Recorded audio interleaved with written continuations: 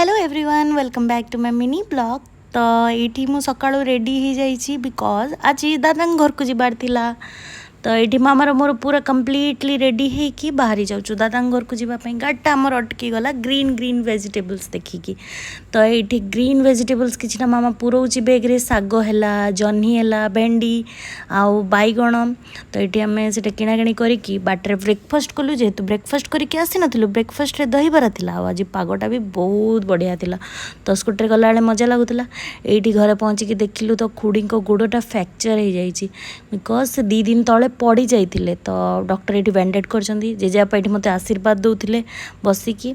तापर लंच रे आज पोटल तरकारी कराई खटा कराई मु जो सागटा किणिकी नहीं सेटा मुझे धुआधुई कर लगी।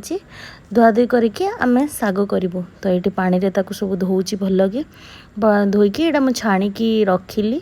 छाणिकी रखी सारापर आम मशरूम पकोड़ा भी बनईलु।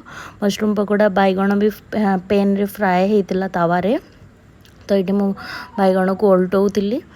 तापर बैगण फ्राए हो सारापर शाग रेडी हो गला। शाग करूँ आम आप भावुते बैगण कुरकुर शाग केमती होगला तार शाग भी से भितर चली गाइस।